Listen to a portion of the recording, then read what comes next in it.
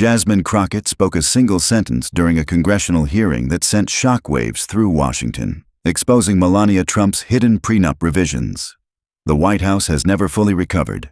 That morning, the Rayburn House office building was packed, every seat taken, the air stifling with too many people pressed together. Still, nobody could look away from the row of lawmakers locked in yet another heated dispute.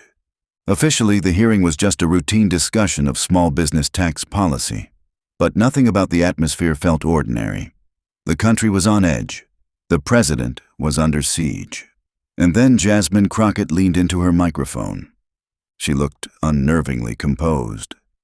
The kind of calm that unsettles everyone else. Wearing a tailored charcoal suit, hair pulled back in a tight knot, she waited quietly for her turn to speak. But by the third time, a Republican colleague interrupted her mid-question. Her faint smile disappeared. "Are you finished?"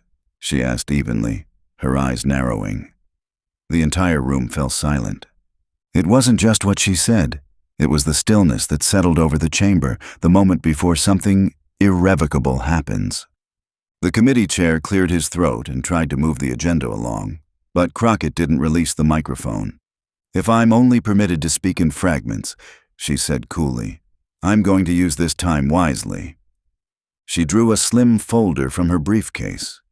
Documents she'd hinted at earlier in the week, but never revealed in full. Rumors had been circulating for days, but most assumed she was bluffing. Then she spoke the words that would ricochet across the country. "Let the record reflect," she began in a precise, controlled voice, "that these records, certified and time-stamped by the Southern District of Florida, confirm that First Lady Melania Trump amended her prenuptial agreement less than 4 months before President Trump announced his campaign." The effect was instant. A collective gasp rippled through the chamber. One Republican muttered, "You've got to be kidding me." Others stared blankly, trying to comprehend what she'd just unveiled. Crockett didn't hesitate. "And according to 2 independent sources," she continued, "this amendment included a clause designed to activate if a major public scandal or criminal indictment occurred." The room dissolved into chaos. Lawmakers began shouting over each other, demanding her remarks be struck from the record. An aide sprinted from the back, phone pressed to his ear. And all the while, the cameras were rolling. This wasn't just a committee meeting anymore. It was a live broadcast seen by millions. Someone tried to interrupt her again, but Crockett raised her hand, her voice unwavering. "I will not be silenced," she said firmly. "Not when this administration expects women to stay seated, smile politely, and say nothing. Not when the truth is buried under pride." Within minutes, the hashtag #Melania Claus was trending. A clip of her statement was already climbing to the top of X and TikTok, shared by political commentators, law professors, lifestyle influencers, and ordinary viewers. Inside the chamber, the chair pounded the gavel repeatedly. "Order!" he barked. "Order!" But the hearing was already lost. Crockett gathered her papers calmly and leaned back in her chair. She wasn't smiling. She didn't look angry either. Just certain, like someone who knew exactly what she'd set in motion. At that same moment, inside the West Wing, Donald Trump's aides were frantically fielding calls and email alerts. One staffer later said the president's phone lit up so fast, the screen never went dark. What was supposed to be an unremarkable morning had turned into a 5-alarm political crisis. But this wasn't the explosion itself. This was only the spark. Within the hour, every major news network, CNN, Fox News, MSNBC, was replaying the clip on a constant loop. Even local stations in places like Des Moines and Tulsa interrupted their broadcasts to show Jasmine Crockett, calm and unflinching, reciting the details of the First Lady's amended prenup for the entire country to hear. Her tone never wavered. Her words were deliberate and razor-sharp. The room looked frozen in disbelief. At precisely 12:17 p.m., Trump's campaign issued an urgent internal alert labeled Code Red. Multiple staffers would later confirm that everyone was ordered to contain the story immediately and get ahead of the narrative. But it was already too late. By mid-afternoon, Melania clause surpassed 1 million mentions on social media. People weren't just reacting, they were analyzing. TikTok creators started breaking down the legal language she'd quoted, filming explainers on what these kinds of prenup clauses meant. Instagram pages that had never touched politics were sharing her words alongside memes and infographics. Meanwhile, inside the West Wing, the mood turned grim. Donald Trump was eating lunch in the private dining room next to the Oval Office when his chief of staff walked in, holding a tablet and looking visibly shaken. "You need to see this," he said quietly. Trump watched the video in silence. When it ended, he slammed the table so hard that agents outside the door took notice. 2 aides were immediately dismissed from the room. "She wants to drag Melania into this circus," he shouted. "She thinks she's untouchable." The calls kept pouring in. The press office was cornered by reporters demanding answers. But nobody cared about tax policy anymore. They wanted to know why the First Lady's legal team had quietly renegotiated her prenup, and whether she'd done it because she expected the president to be indicted. That was the question that hit the hardest. Did Melania know something the rest of the world didn't? Back on Capitol Hill, Crockett left the hearing chamber flanked by her aides. She walked briskly down the back hallway when a young staffer caught up with her, out of breath. "Are you okay?" he asked, his voice uncertain. She didn't break stride. "Never better," she replied. But she understood what she'd unleashed, and she also knew it was only the beginning. Cable pundits jumped in within the hour. Some called her irresponsible, saying she'd crossed a line. Others praised her as the only member of Congress brave enough to say what nobody else dared. One conservative host looked straight into the camera and asked, "Who the hell is feeding her this material?" But Crockett didn't flinch. Hours later, she posted a short video clip from the hearing to her own social media. It included only 4 words. "Truth doesn't need permission." It was a direct swipe at every attempt to silence her in that room. The comment section exploded. Praise, rage, disbelief. Some demanded proof. Others were suddenly captivated, wondering what she might reveal next. While Washington tore itself apart trying to control the narrative, Melania Trump remained absent. She hadn't been seen in public since a photo op at a Miami children's hospital 5 days before. Now, reporters had set up camp outside her private residence in Maryland, waiting for any sign she might deny the allegations. But no denial came, no tweets, no press statements, no photos of her smiling through a car window. The silence grew heavier by the hour. That evening, sources inside Trump's campaign described the president as furious. He spent hours on the phone, calling donors one by one, trying to calm them down. One advisor described those calls as angry and scattered, with Trump repeating the same question over and over. How the hell did she get those documents? While the political world burned, Jasmine Crockett sat at her kitchen table in her D.C. condo, sipping ginger tea with her phone turned face down. Her aide, Kia, leaned against the counter, watching her carefully. "You sure you don't want to say anything else? Everyone's begging you to go on CNN tonight." Crockett finally looked up. "Let it breathe," she said. "They're already drowning." But she also knew silence doesn't last forever.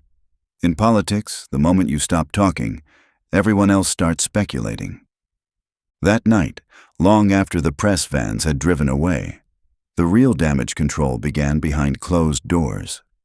At 9:42 p.m., 3 senior aides sat in a secure room near the Lincoln bedroom. Their task wasn't tax reform or foreign policy. It was containing a marriage scandal. In the center of the table lay a folder stamped FLOTUS Confidential. One of them had retrieved it hours earlier from an off-site archive. Inside were court filings, timelines, and internal communications from Melania's legal team. Everything that might confirm or refute Crockett's claims. And it did confirm them. The amendment was real. The date lined up exactly. The signatures were there. One aide flipped through the papers, jaw tight. "This isn't a coincidence," he muttered. But no one dared say it out loud. Down the hall, Trump was pacing, barking orders into a phone. He wasn't thinking about the substance of the prenup anymore. He was thinking about betrayal. Someone in his inner circle had handed this to Jasmine Crockett, and he wanted to know who. While Trump paced the White House halls, Melania's personal assistant was locked in a guest room down the corridor. She'd already spoken with the First Lady twice that day, once to deliver the news, and once more to warn her how quickly the media storm was spiraling. Both calls had been brief. "Tell them nothing," Melania had said, her voice clipped and distant. By the next morning, the silence had calcified into something impossible to ignore. Every cable network led with the same headline: First Lady's absence sparks questions about prenup scandal. Journalists began airing grainy surveillance photos from Mar-a-Lago, trying to track any sign of her movements. Inside the White House, the president's temper hadn't cooled. He hosted a private breakfast with a group of loyal lawmakers. No cameras, no statements. One senator leaned across the table and spoke bluntly.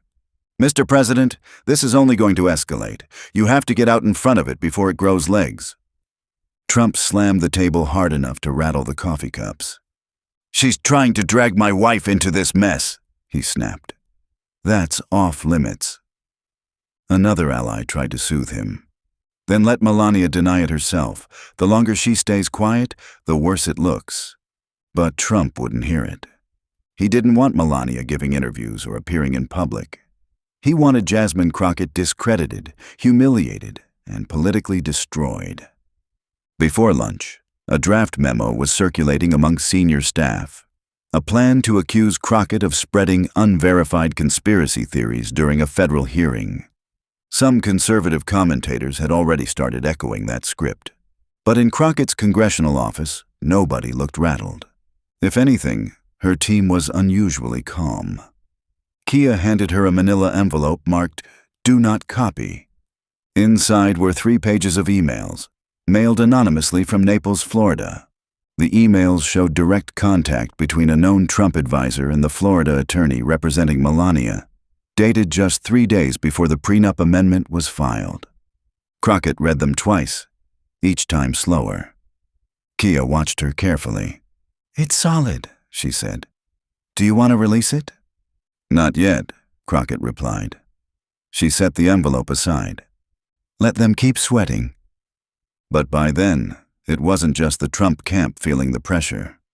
Moderate Republicans, especially those facing tight re-election campaigns, began to panic about how this looked to suburban voters.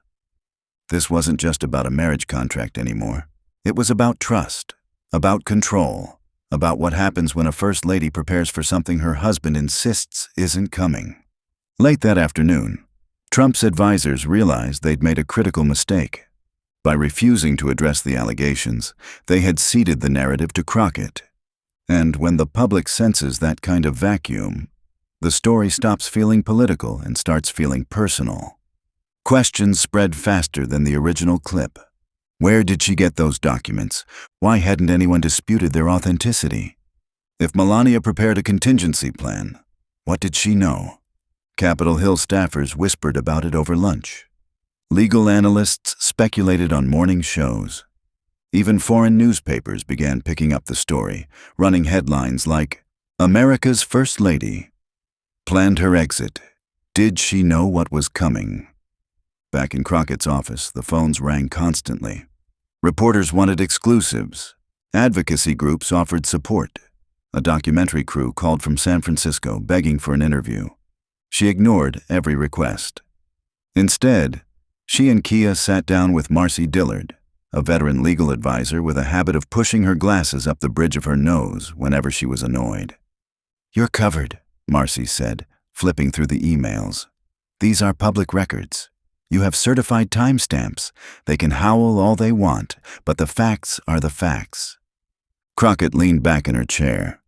"They'll accuse me of forging it." Marcy shrugged. "Let them try. The truth doesn't need dressing up." But that didn't stop the hunt for the source. Within 48 hours, Trump's legal team launched an internal probe. They tracked every document request tied to Melania's financial records. They subpoenaed metadata. They leaned on Florida court clerks. This wasn't about damage control anymore. It was about vengeance. That was when a name started circulating in hushed conversations among Republican insiders. Gideon Maris, a former campaign advisor who'd left quietly after fighting with Trump over messaging. Maris had kept a low profile, consulting here and there, occasionally lecturing at a small college near Cleveland. But he still had access to sensitive records. One ex-staffer swore she'd seen his name copied on emails about Melania's prenup filings. There was no proof, just a chain of whispers nobody could trace. 2 nights later, Crockett returned to her office to find an envelope slipped under her door. No return address, no greeting. Just a single line handwritten on heavy paper. Gideon is clean, but you're not far off. Kia read it twice before looking up. You believe this? Crockett held the note between her fingers as if testing its weight. I think someone's scared, she said finally, and people only get scared when you're getting close. By dawn the next day, the story had hardened into something bigger than a trending topic. It had become a test of loyalty. In the White House, staff gathered in hushed circles, reading the latest headlines on their phones. Melania's amended prenup, confirmed by court filings. The documents Jasmine Crockett referenced weren't just real.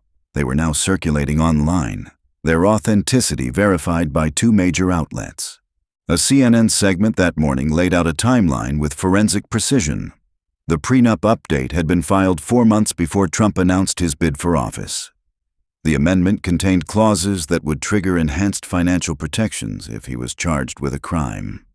It was the kind of revelation you couldn't spin away with a tweet or a denial. While the administration scrambled to assemble a response, Crockett maintained her silence. She hadn't granted interviews. She hadn't posted new statements. She simply waited. And that waiting rattled them more than any speech could have. In the press briefing room, reporters grilled the president's spokesperson, pressing for any comment. Has the First Lady confirmed or denied this amendment? One shouted. Did the president know about these provisions? Asked another. The spokesperson looked like he hadn't slept in days. Those are private family matters, he said carefully. We're not going to comment on legal arrangements that have no bearing on the American people. But nobody bought it. Meanwhile, the clip of Crockett's testimony kept looping across every screen. Cable networks, social media, late-night talk shows. One particularly striking moment kept surfacing, the way she'd raised her hand to silence another interruption, her voice low but unwavering. I will not be silenced. It had become a rallying cry. That afternoon, a group of progressive lawmakers posted a joint statement supporting her. They called her a courageous voice willing to confront the most powerful figures in the country. Conservative members were less generous. One Republican representative told Fox News she violated decorum, she smeared the First Lady, and she should be held accountable. But even within his own party, not everyone agreed. Inside the West Wing, Trump was growing more isolated. All day, advisors rotated through his office, each offering a different strategy. Some said attack Crockett's credibility. Others insisted Melania should issue a statement herself. Trump rejected every option. They're not going to drag my wife into this circus, he shouted. But it was too late. By early evening, the debate had shifted again. Commentators began to ask a simpler question. If Melania believed an indictment was likely enough to plan for it, what did that say about the president's own expectations? It was the kind of speculation no press release could smother. At 7:40 p.m., Crockett finally broke her silence. She posted a short message on social media. The truth is not a smear. It's a mirror. If you don't like what you see, don't blame the person holding it up. Within minutes, the post had been shared tens of thousands of times. In living rooms around the country, people watched the coverage in real time. Some shook their heads, convinced it was all politics. Others felt something different, a sense that, for once, the walls around power were cracking. Inside the White House, the mood was as tense as it had ever been. An aide later described the atmosphere in one word: cornered. By the following morning, the story had reached a point where no one could look away. News tickers flashed with variations of the same headline, "Prenup Amendment Triggers White House Crisis." It was no longer just a scandal. It was a referendum on trust itself. In the early hours, Trump's senior advisors convened in a secure conference room. Sleep-deprived and tense, they sifted through folders of coverage. A communications strategist spoke first. "We have a 48-hour window to shape public perception. After that, it's set in stone." Someone else pointed out that Melania's silence was quickly becoming the most damning detail of all. "If she denies it now, no one will believe her," the strategist said. "But if she keeps quiet, it looks like confirmation." Trump didn't say a word. He just stared at the printed screenshots of Crockett's testimony. On Capitol Hill, Jasmine Crockett arrived early. She didn't take the main entrance. Instead, she slipped in through a service corridor, avoiding the line of cameras waiting for her outside. Her staff was already in her office, fielding calls from reporters, strategists, and legal experts. Kia looked up from her phone, her expression almost apologetic. "CNN wants you on air tonight. They say it's the biggest story in the country." Crockett didn't hesitate. "No." Mid-morning, an unconfirmed report began circulating. Melania had retained an additional legal team specializing in asset protection. A few hours later, the story was confirmed by the National Ledger. By the time the White House issued a terse statement calling it private legal planning, the damage was done. Commentators on every channel were now speculating openly. Why does the First Lady need to shield assets if her husband insists he's innocent? The question echoed across breakfast tables, Twitter threads, and late-night shows. Inside Crockett's office, Marcy Dillard, the legal advisor, sat with her reading a stack of printouts. "This is going to get uglier," Marcy said matter-of-factly. "I know," Crockett replied. "You're ready?" "I was ready the moment they told me to keep quiet." By noon, a Fox News host called her a political opportunist exploiting a private family matter. On MSNBC, a legal analyst countered, "If this amendment was a contingency for criminal charges, that's a matter of public interest." The debate was no longer about whether the documents were real. It was about whether the public had the right to know. At 2:45 p.m., the White House press office tried a new tactic. They issued a statement accusing Crockett of weaponizing selective leaks to distract from her own record. Reporters immediately asked for evidence. The spokesperson offered none. While the administration flailed, Crockett's allies began to rally. A coalition of progressive representatives released a joint video supporting her decision to bring the documents forward. One by one, they recorded statements that echoed the same message. If transparency feels like an attack, maybe you should question what you're hiding. That evening, a senior Trump advisor gave an anonymous interview to a major newspaper. Off the record, he admitted, "This is the worst possible scenario. She has the receipts, and he can't control her." At 8:03 p.m., Crockett finally stepped outside her office. Dozens of cameras snapped photos as she walked down the hallway, her face composed. A reporter called out, "Congresswoman, do you have any regrets?" She didn't stop. "None," she said over her shoulder. And in that moment, the White House realized the storm was nowhere near over. By the next morning, the entire city felt on edge. Journalists crowded the sidewalks outside the Capitol, jostling for position. Camera crews set up before dawn, hoping to catch any glimpse of Jasmine Crockett. Inside her office, the phones never stopped ringing. Kia held one line while scanning emails on her tablet.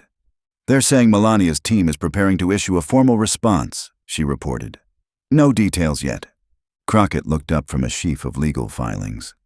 "It doesn't matter," she said quietly. "They can deny it all day. The documents speak for themselves." Around 9 a.m., word came that a high-profile attorney had flown in from New York to meet with Melania's legal team. No cameras caught her arrival, but within an hour, the rumor had spread everywhere. The First Lady was considering separate representation. By late morning, the conversation on cable news had shifted again.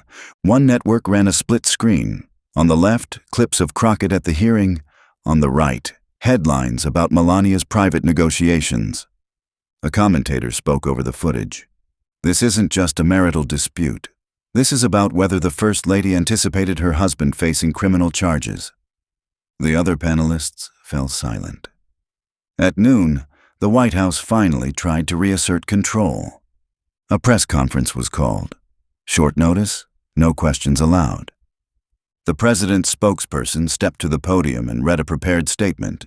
The First Lady's legal and financial arrangements are private matters. Attempts to weaponize these documents are irresponsible and beneath the dignity of public office. As she stepped away, reporters shouted questions, but she never looked back. The feed cut to anchors trying to fill the silence. In the Capitol cafeteria, staffers traded theories over coffee. One aide whispered, "If Melania's about to cut her own deal, the whole narrative changes." Another shook his head. "Doesn't matter, the damage is already done."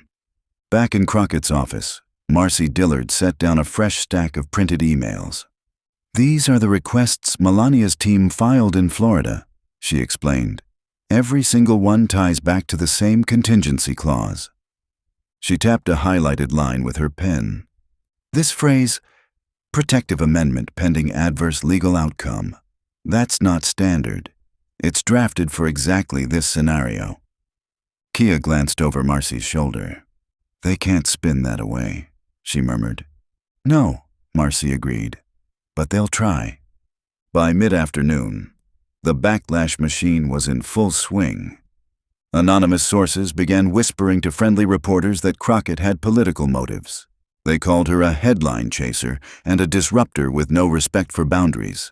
But those claims fell flat. The documents had timestamps, signatures, filing records. No one could call them fake without proof.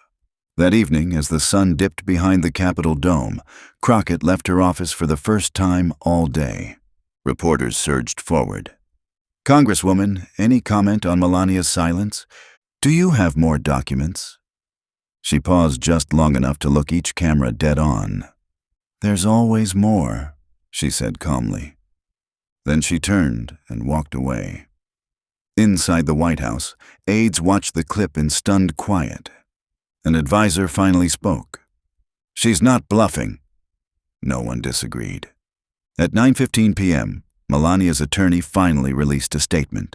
It didn't deny the prenup amendments. It didn't deny the clause about criminal charges. It simply said the documents were mischaracterized for political gain. On live television, one anchor looked into the camera and said what everyone was thinking. "That isn't a denial. That's an admission wrapped in a complaint." In that moment, the entire country knew the story wasn't ending. It was just beginning. By dawn the next day, headlines were everywhere. Melania's attorney issues vague statement, no denial of key details. On cable news, panelists dissected every word of the carefully worded release. A legal analyst held up a printout, tapping it with her pen. "This is a classic example of a non-denial," she explained. "They're avoiding confirming the specifics, but they aren't disputing the authenticity." A host nodded gravely, "Which means the prenup clause exists." Inside the West Wing, the president was increasingly isolated. His advisors rotated through his office, suggesting possible strategies. Some urged Melania to issue a more direct statement. Others insisted they attack Crockett's credibility harder. Trump rejected every idea. "They're not going to drag my wife into this," he said again, though it sounded less certain now. At the Capitol, Jasmine Crockett was already at her desk by sunrise. Stacks of printouts were spread across the table, court filings, correspondence logs, and press clippings. Kia arrived with fresh coffee, her voice low. "Morning shows are all over this. Everyone's waiting to see if you're going to release more."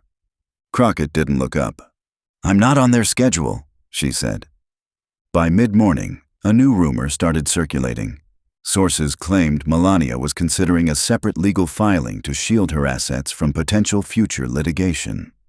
The story spread across every network within hours. Commentators began calling it a preemptive firewall. That afternoon, the White House communications team tried a new approach. They invited a small group of reporters to an off-camera briefing.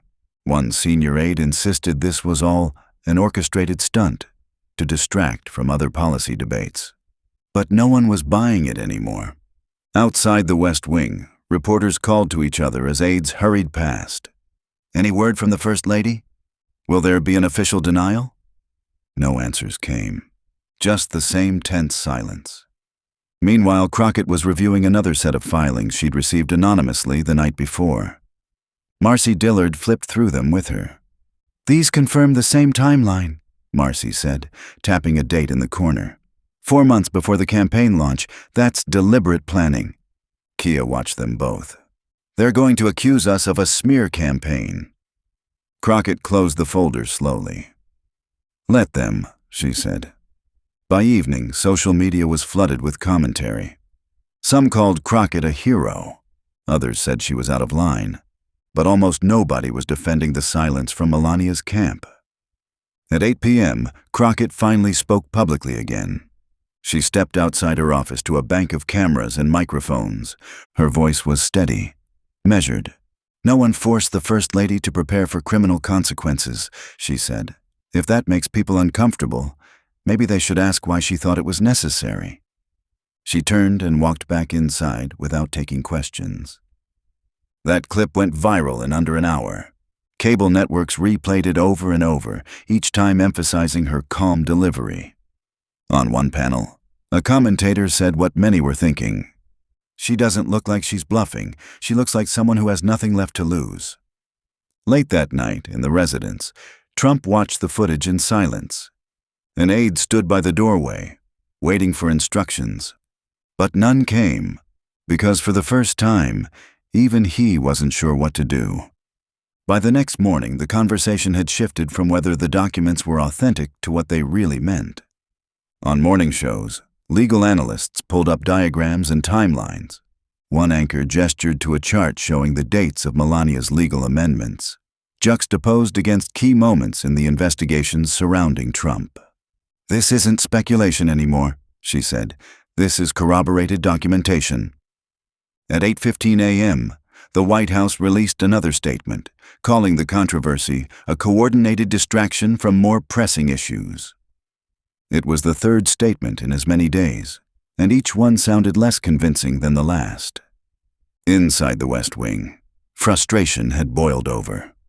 One advisor told a reporter off the record, "This was supposed to be about tax policy. Now it's about whether the First Lady was preparing to walk away." Meanwhile, Jasmine Crockett returned to her office through the back corridor to avoid the waiting cameras. Kia was already there, sorting through an overnight flood of messages. "Half the country is talking about this," she said, "and the other half is waiting for you to drop more." Crockett took a seat, rubbing her temples. "They'll hear it all," she said quietly, "but on my terms."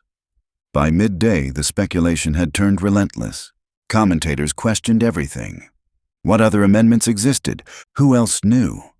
Why had no one ever brought this to light before? At 1 p.m., Marcy Dillard stepped into the office holding a thick folder. "These are the filings the Florida court released this morning," she explained. Crockett took the folder and flipped it open. On the first page was a stamped certification of the prenup amendments, signed, dated, and undeniable. By late afternoon, a new wave of stories erupted. Reporters began to connect the timing of Melania's filings to financial disclosures Trump had made to the Federal Election Commission. On air, a legal analyst said flatly, "This was contingency planning, no matter how you spin it." That evening, a Fox News host demanded to know why Melania wouldn't deny it herself if the story was false. When no answer came, the host turned to the camera. "It's because she can't," he said, "because it's true."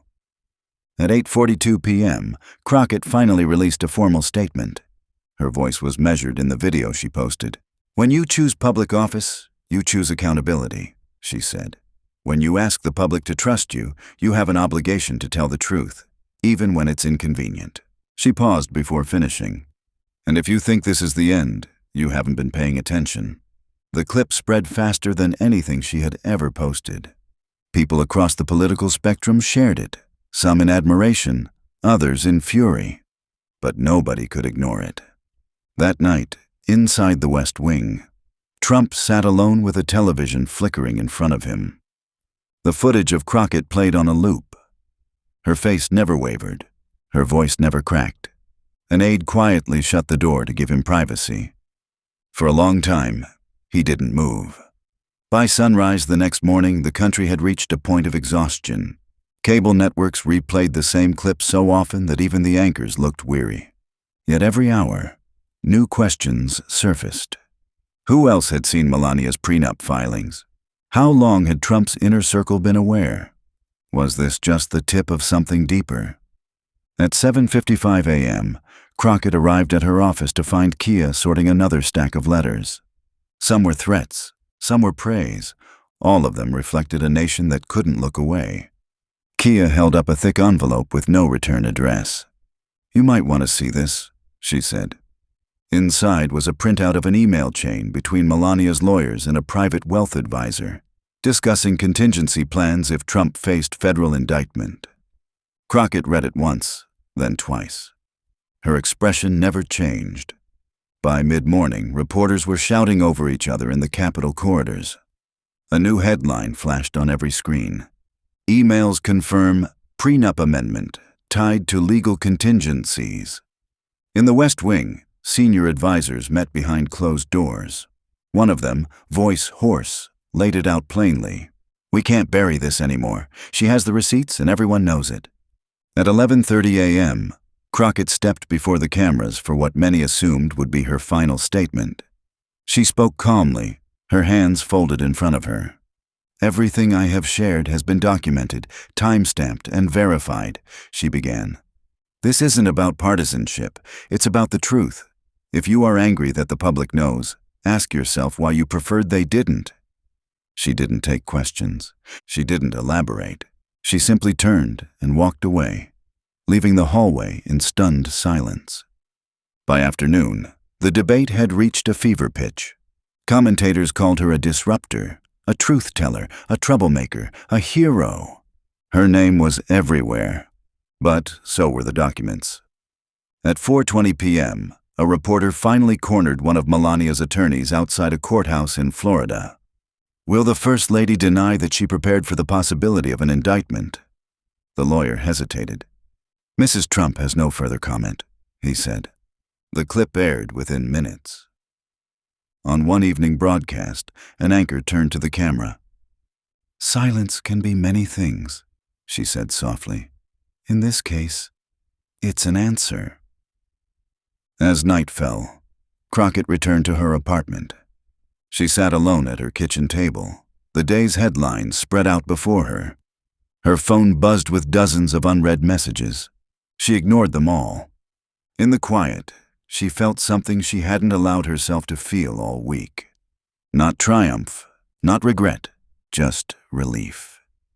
Because for the first time, the truth was no longer hidden, and no amount of denial could ever shove it back in the dark.